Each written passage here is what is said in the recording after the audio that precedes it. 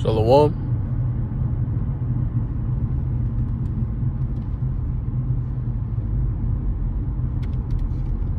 Shalom.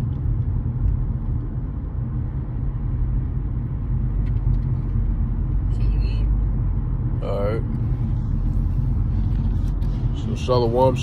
I want to begin this lesson by giving all praise, honor, and glory to our power, Yahweh, Bahashem, Yahweh Shai, Bahashem, Rachak Wadash, double honors to the apostles and the elders of Great Millstone who have taught us all this truth in the spirit and power of Yahweh, Bahashem, Yahweh Shai. I'm Shaquat, and I'm back here with another lesson, Lord willing and edifying to the hopeful elect. Yahweh Bahashem, Yahweh Shai, Barakatham, to you sincere, Akyam, Wakwat, and a sincere Shalom to you brothers out there pushing this truth out on the highways and the byways and through the YouTube lessons, man. Shalom to you all. Lord willing, this be edifying and exhorting to the elect. All right, so this is a conflict in the news, man. Before I start, I want to say this video will be conducted under the Fair Use Copyrights Act of 1976, where all the public information used in this video will be exercised by way of research, education, and criticism. All right, this video will also not be monetized. So to get into it, I have a few precepts set up, but I want to go to these news sources. So the first one being let's go to this video first. Let's play this video. So I'm gonna mute my mic and we're gonna let this video play.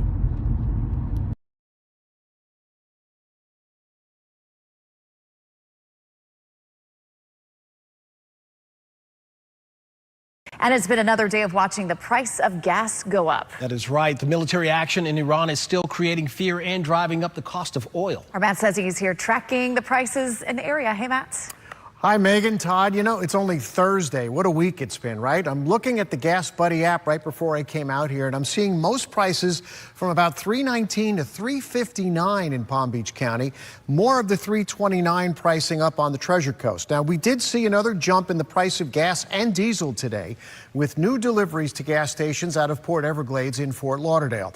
This is all driven by the price of oil, which was up and down around the $80 a barrel mark today, and it's all because of what's happening in Iran. Now, we've seen the price jumps nearly every day this week, and this afternoon I talked with gas station owner Alex Fernandez. So it's going back up today, the gas, compared to yesterday to today. Port-wise, it's a little bit more open. They have it more free-flowing and everything. But the price, like it's been the last for a few days, it's been going up. I think right now the projection today on gas is 15 cents and diesel's 30 cents. All right, again, supply's not the issue here. It's all about the price. And Alex says it's not out of the question if there's another jump in this price tomorrow. The biggest price jumps we've seen, though, diesel fuel. I saw one station today selling it at $4.99 a gallon. Okay, Matt, with these prices ticking up and up, how is the stock market actually reacting to all of this? Well, you can imagine, Todd. The Dow down 780 points today. It is that surge in oil that can actually slow down the worldwide economy. So keep an eye on gas prices as we head into the weekend, and really don't look at that 401k tonight. And it's been another day of watching.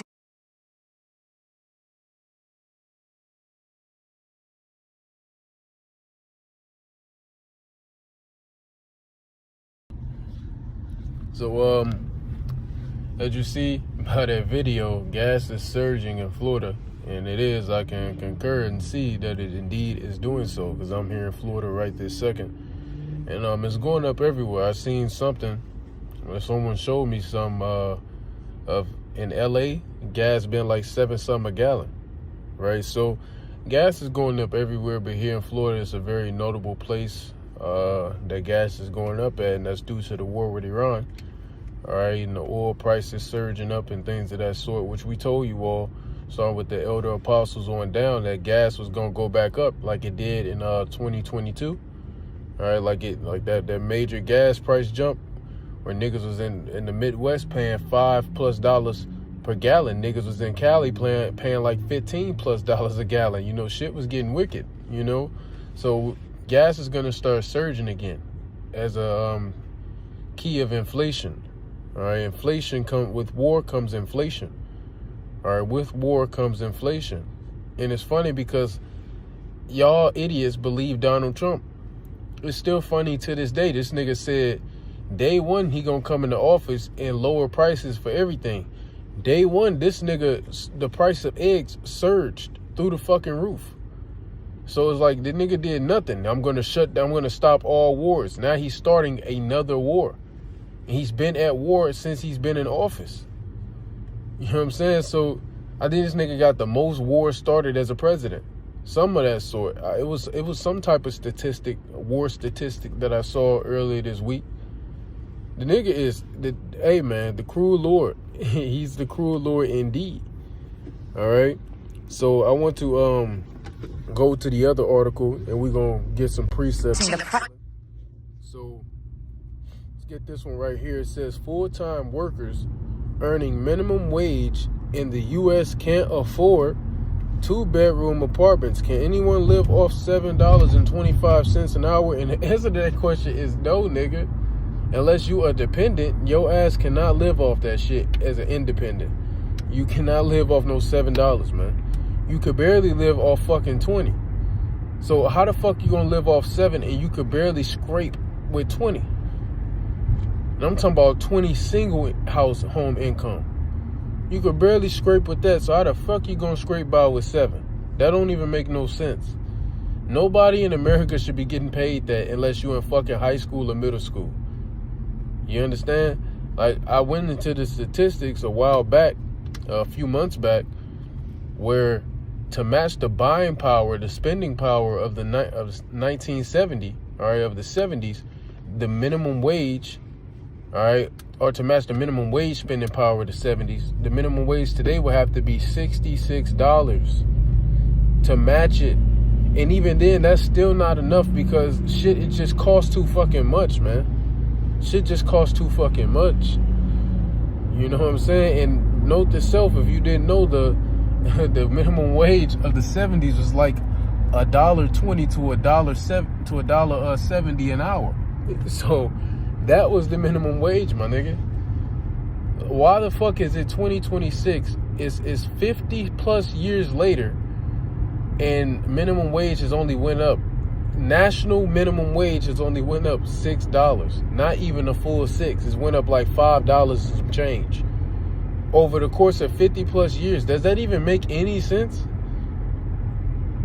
It makes no sense. Now, if the dollar was still backed by gold and silver and it wasn't fucking it wasn't fiat currency, then we would be at about $60-something minimum wage right now. But given that they've unbacked the dollar by gold and silver, they took it from the backing of it, if that made sense. I like you for my choice of wording there. And changed everything to fiat currency, meaning it's just a fucking trust between the government and the people at this point. There's no real value and no real backing. Because of that, well, now you have a minimum wage over the course of 50 years, even though all of the prices have risen, minimum wage only went up $5 and some change. This shit is insane. Nobody can live off this shit. Let's read a few paragraphs. While New York City, good Lord, and San Francisco, holy shit, are often in the headlines for their affordability issues, nigga, from what I heard, New York, it's shit that costs like $2,000 to get a studio. Nigga, come on, man. You paying $2,000 for a box? This some bullshit. It say the crises stretches far beyond these major metros. In fact, a recent report by the National Low Income Housing Coalition finds that no state has a minimum wage high enough for a full-time worker to afford a modest 2-bedroom rental at fair market value. So shouldn't nobody be making no goddamn minimum wage at this point? All right, if you making minimum wage at a job and you're working full-time trying to live, nigga, you gonna need 2 of them hoes. You might need 3, like they said. Nigga need 3 at this point. It says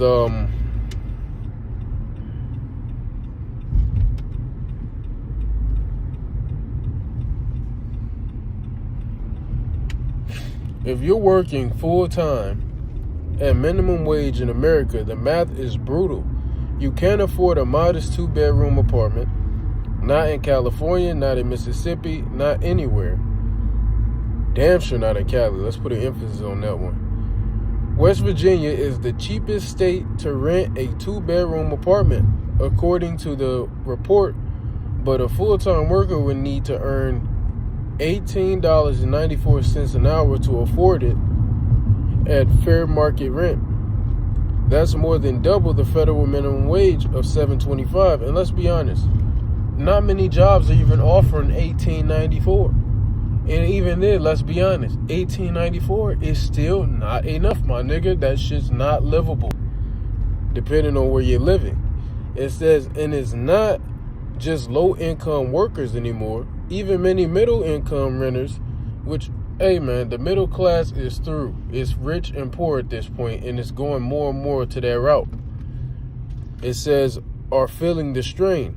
In 2025, the average worker earned $23.60 an hour, which is $10.03 less than the national 2-bedroom housing wage of $33.63 and $4.57 less than the 1-bedroom housing wage of $28.17. So your ad just threw at that point. Just threw. All right? They're just through, man. So it says the housing affordability crisis is easily illustrated in the growing gap between ordinary incomes and average rental rates. Between 2020 and 2025, the monthly rental cost of a typical apartment rose 28.7%, while single-family rentals rose 42.9%, according to the National Association of Mortgage Underwriters. Over the same period, average household income increased by 22.5%. While the crisis is bad for middle-class renters, it is especially severe for low-income and minimum wage workers. The federal minimum wage hasn't been adjusted since 2009. God damn. Damn, nigga. And that was right after that crash happened in 2008. It says, fortunately, America has never recovered from that fucking crash in 2008. Don't let shit fool you. They niggas have never recovered from that crash. News sources that tell you they did. I'm telling you, you didn't. It say, fortunately, some states have stepped in to plug the gap. Nearly 30 states, along with the District of Columbia, have minimum wages above the federal level, which still ain't shit. By the way, you still can't live off that shit. It says, according to the Department of Labor, with the District of Columbia offering the highest at $17.95 per hour. Okay, that's some shit. That still ain't shit, but that's some shit. That's more of some shit, all right? That's more of some shit. Okay? So anyway, we gonna let's read this last paragraph and we gonna just move on, because this article long as a bitch. I ain't gonna lie. I ain't reading all that shit. Nevertheless, the harsh reality is the most middle and low income families are struggling to keep up with rising housing costs. This situation leaves them with few and often difficult choices. So it gets longer, it's more. We ain't gonna read all that, but let's see. Yeah, it's saying shit we already know. It's saying, what can you do? Shit, pray. Nigga, pray. That's about all you could do at this point. This shit through. That's about all the fuck you can do at this point in time is pray. Alright, so anyway, I want to let me see if there's any more articles before I get to these precepts.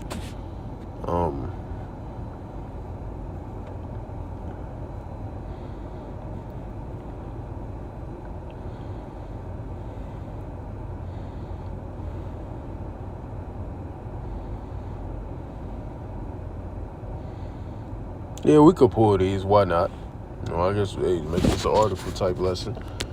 So it says, chaotic and sweeping Trump's cuts cost 62,000 veterans their jobs, with more to come.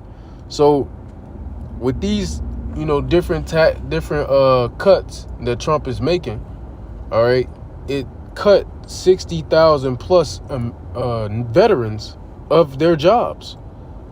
So people are shit out of luck when it comes to affordability, and it's hurting them even more because they can't even keep a job because of this nigga, because of this devil.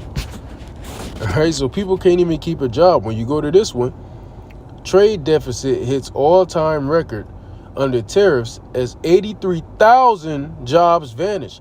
And if the statistics say that more people are unemployed than there is available jobs, which is fucking insane. More people are unemployed than there is available jobs.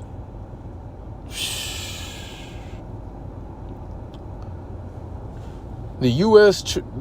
goods trade deficit ballooned to $1,240.09. Oh shit, forgive me. It's a balloon to 1.2 billion in 2025, an all-time record, even as President Trump's tariff campaign was explicitly designed to shrink it. Come on now, no it fucking wasn't. The tariffs do the exact opposite. Come on, man. Come on now. It's at the same time, academic modeling tied to the tariff escalation estimates that 83,000 American jobs disappeared as trade shocks ripple through supply chains. The data, released by the Bureau of Economic Analysis on February 19, 2026, presents a sharp contradiction between the stated goals of protectionist policy and its measurable outcomes. So yeah, I'll leave it with that. That's crazy work. That's crazy work. Let me see if I had something else here. See if I had something else here. Let's see. No, the rest of these old. So yeah, that's it. So let's just get some precepts. Let me see what I had here. So let's get Revelation 6 first. All right, we're going to get it in the KJV and in GNT. Let's get that. Revelation chapter 6 and verse 6. All right, it says the third seal, famine. All right, we'll read at verse 5. And when he had opened the third seal, I heard the third beast say, come and see. And I beheld, and lo, a black horse. And he that sat on him had a pair of balances in his hand. And I heard a voice in the midst of the four beasts say, a measure of wheat for a penny, and 3 measures of barley for a penny. And see thou hurt not the oil and the wine. All right, now let's go over here to the GNT, and it reads,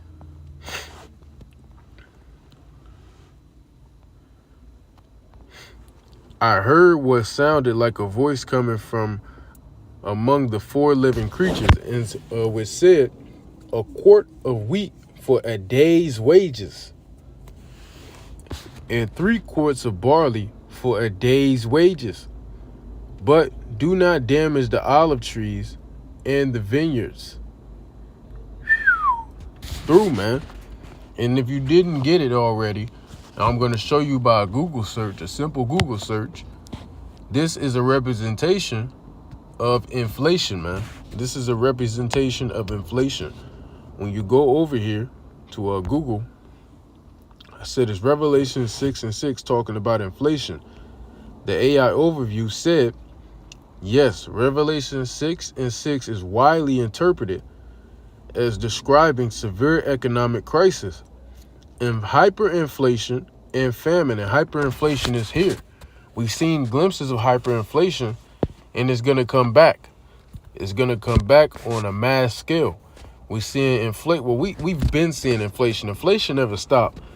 But pretty soon we're gonna see a form of hyperinflation where it just you will see. You know, I give you the definition of it. What is hyperinflation?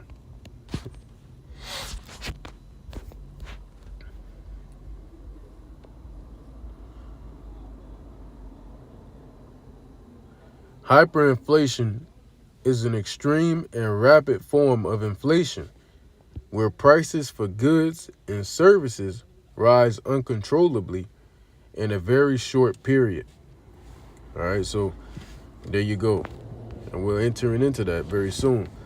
So it says, in the biblical context, Revelation 6:6 describes a situation of extreme economic distress and scarcity. Many theologians and commentators interpret as a form of hyperinflation, and that's facts. All right, that's facts. It says the verse occurs, and we know that. So it says sky-high prices for staples. The verse states a measure of wheat for a denarius and 3 measures of barley for a denarius. A denarius was the standard daily wage for a laborer at the time the book was written, back in the ancient Roman Empire. A measure, all right, and then it says that of wheat was roughly enough to feed one person for one day. This implies that a person will have to spend their entire day's earnings just to buy enough basic food to survive, leaving nothing for other family members or necessities, man. This shit is not livable. So we're witnessing prophecy, man. We are witnessing prophecy. This took place back in the ancient Roman Empire, and it's taking place again in the modern day revived Roman Empire.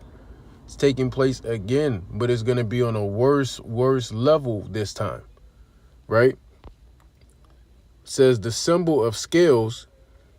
The rider's scales or balances represent the careful rationing and weighing of food, a practice common during periods of severe famine and economic collapse when supply cannot meet demand, economic inequality. The command to not harm the oil and the wine is often interpreted to mean that while basic necessities become unaffordable for the common person, luxury items remain available to the wealthy, highlighting a widening gap between rich and poor. Hey, man, and we're witnessing this today. We are in the midst of Revelation 6:6 right now. While the primary theme of the third seal is famine, which this leads to famine, hyperinflation, it leads to famine because things become unaffordable. That's why when you get into 2nd Ezra, the 16th chapter, it says, because victuals shall be so good cheap upon earth that they shall find themselves to be in good case. Now the people are realizing they are not in a good case because victuals are not good cheap upon earth anymore. All right, things are becoming unaffordable. She need to get off the line of duty. What the fuck she gonna do if something pop off and can't get her gun? I'll never understand females being police officers. Because what you gonna do if you can't access your gun jam, or you can't pull that bitch out the holster? Your ass is through. Shouldn't be on the line, but whatever. I just think about that every time a woman officer walk by, and she frail. So yeah, anyway, as I was saying, let's just keep reading this. It is specifically a famine of scarcity and high cost rather than a complete absence of food, which food is still going to be there. The famine is not going to be because there is no food. The famine is going to be because food, you can't access the food. That's the thing. You won't be able to access that motherfucker, man. Yeah. And it says, as the wheat and barley are still available for purchase, albeit at massively inflated prices. And there you go, man. And shit just is going to continue getting worse and worse and worse and worse until things completely hit the fan. Remember 2nd Ezra, the 15th chapter. Let's read what that said. 2nd Ezra 15. going to jump right to that verse. In verse 19, a man shall have no pity upon his neighbor, but shall destroy their houses with the sword and spoil their goods because of the lack of bread and for great tribulation. Hyperinflation is causing great tribulation. And through that great tribulation, there is no food. There is no food. Or forgive me, the hyperinflation is causing a lack of bread, a famine. And through that famine, there is great tribulation, man. Great tribulation. You understand? So for the lack of bread and for great tribulation, all these things are coming to pass. All these things are taking place. All right. So, yeah, I want to go to the book of Haggai. Let me show you this Haggai. Haggai 1, and this is what people are feeling right about now. Hell, I know I'm feeling it right now. This is Haggai chapter 1 and 6. Ye have sown much and bring in little, meaning you put in a lot of work, but you ain't making shit. You ain't got shit to show for the hours you're putting in. Ye eat, but ye have not enough. Ye drink, but ye are not filled with drink. Ye clothe you, but there is none warmth. And he that earneth wages to put it into a bag with holes. So it's like you have the necessities to an extent, but it's not enough. Which, you know, for us sincere brothers and sisters, man, the Lord is providing us with enough. I'm not going to sit here and act like the Lord ain't getting me by with enough, with daily bread. He indeed is. But, for the average American citizen, the little that they have is not enough. They have the necessities, but it's still not enough. And it's like when they go out there and they're making this money, putting in all these hours to make this money, it's like they're putting it in a bag with holes. Meaning, you're making, say you make $3,000. Say you make a check. You got a check and it's an $1,000 check in that week. Say you're getting paid weekly. You making $1,000 check. 500 of that may be getting allocated towards somewhere for rent.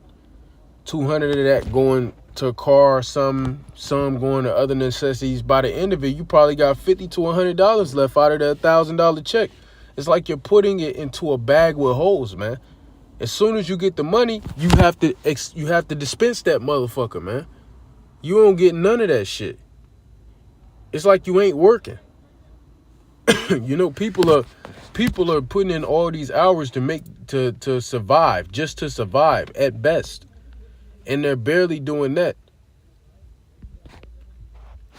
Thus saith Yahweh of hosts, consider your ways, go up to the mountain and bring wood and build a house, and I will take pleasure in it, and I will be glorified, saith the Lord.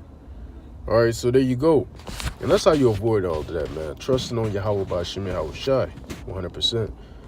So I want to go here. Got that. Quoted that. Let's go to Isaiah, the 19th chapter. And we're just going to end off on that. Well, no, I have one more after this. But, where is that precept?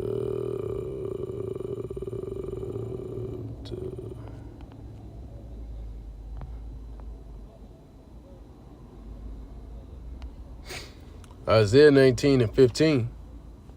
Neither shall there be any work for Egypt, which is talking about America, which the head or tail, branch or rush may do.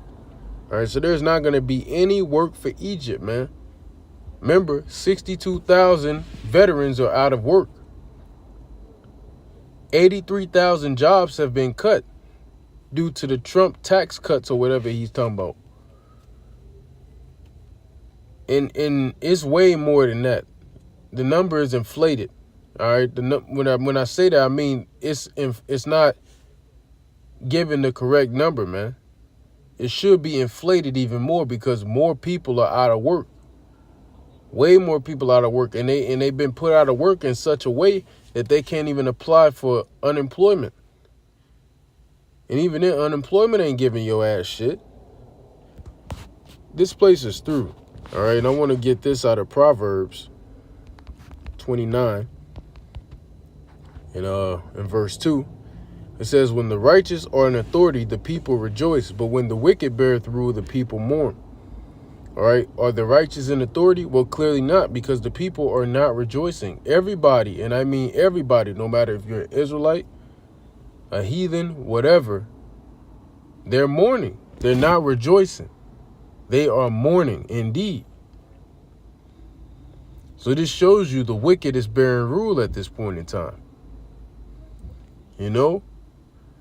And even to take it a step further, when you go into Isaiah, the 24th chapter, it speaks about how the earth is mourning because the earth languisheth and wasted away. When you go to 2nd Esdras 14, it says the earth wax old. That's because of this devil ruling. The earth is even mourning. The animals are mourning. Every living creature here on this planet is mourning. Why? Because the wicked is ruling. When we rule, everything is going to be rejoicing. Hell, the heathens are going to be in captivity, getting their ass beat, and they're going to love it. Ain't that what Klaus Schwab said about all of us? We're going to own nothing and be happy. Well, you heathens, you're going to own nothing in captivity and be happy. Because the righteous beareth rule and things are running how it's supposed to run with the Israelites on top. So anyway, I do hope and I pray that this was edifying to the elect. I want to close giving all praise, honor, and glory to our power, Yahweh, Bahashem, Yahweh Shai, Bahashem, Rachak Wadash. Double honors to the apostles and the elders of Great Millstone who have taught us all this truth in the spirit and power of Yahweh Bahashem, Yahweh Shai. And I would like to say also, 2 Kings 6 gets into inflation too, where you had them two women eating on their babies. They was selling bird shit for damn a day's wage. Literal bird shit for a day's wage. And a donkey ass. I'm not playing. Go read 2 Kings, the 6th chapter, man. So till next time, Ababa Ball, Kwame Asherah, Gadol, Abadim, Lababal, Hagadol, Yahweh Mahar, Wa Hapathum.